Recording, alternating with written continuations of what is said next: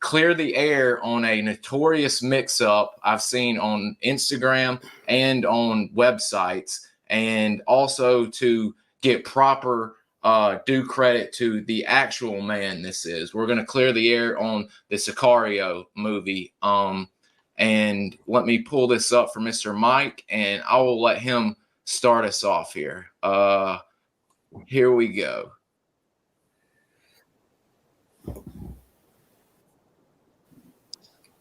Hey, thanks, Bud, for inviting me on your podcast. Yeah, this photo, protective detail for General Norman Schwarzkopf. The person in front wearing the white shirt, I guess originally it was somebody posted it on the internet that it was a photo of me on Schwarzkopf security detail, but that's really a good friend of mine, Bill Cronin, William Cronin III. Bill, we were in B Squadron, Delta B Squadron together. Then eventually we moved up into a section in Delta called TEOR,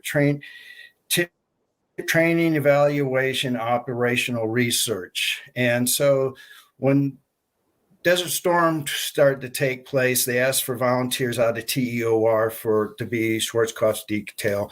And Bill was one of 4 Delta members that was on Schwarzkopf's security detail during Desert Storm, the first Gulf War.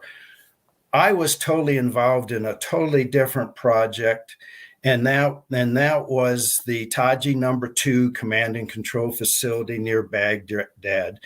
Taji No. 2 was a 2-story cut and cover facility. And what I mean by cut and cover, they dug a big hole in the ground, built this concrete facility that was 2 stories high, a command and control facility, covered it up with dirt. There was a couple of bomb blast door access to this facility. And then what the Iraqis did is they put a burster slab on top of the structure. A burster slab is a reinforced concrete slab, very thick, that is set on top of the dirt mound covering the bunker, and then that was covered up with more dirt. So during the Desert Storm War, the Air Force dropped 60 Blue 109s on the bunker without doing any damage to it.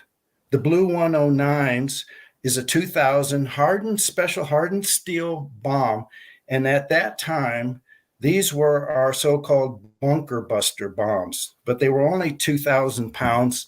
And with 2,000, you have only so much kinetic energy. They did no damage to the facility. So it was envisioned that we were going to do a ground attack. So it was going to be a Ranger Battalion assault on Taji No. 2. And myself and another good friend of mine, another breacher, Keith Lamb, we would be the breachers for the Ranger assault.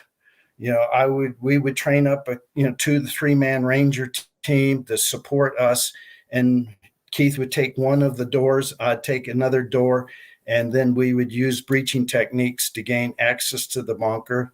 The Rangers would take it out, and then Keith and I would destroy the bunker from inside.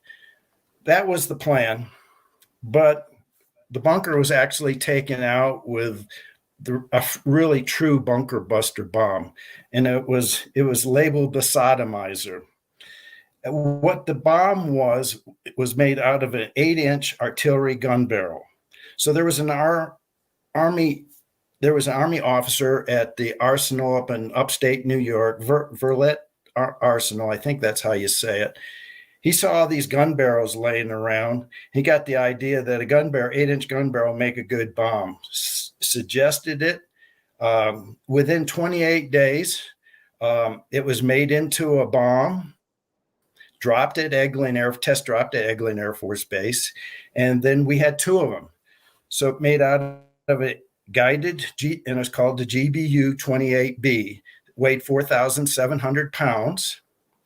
So on the last day of the war, they had 2 F-111s and one bunker buster bomb on one wing, and then 2 conventional, 2,000-pound bombs on the other wing. And they launched from England to Iraq. And the first bomb was dropped. It missed. The second bomb went down, top dead center, and took out the bunker. On the last day of the war, the bunker was taken out by a GBU-28. So that was, at that time, our, conventional bunker buster bomb. Before that, we had the B-61. And of course, there's a new variety of the B-61 out right now. The B-61 is a nuclear bunker buster bomb.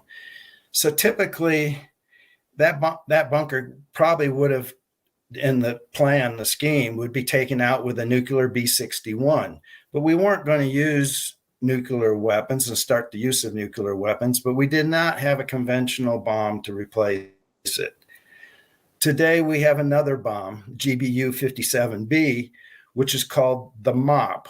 It's different than the mother of all bombs, the massive ordnance air blast bomb.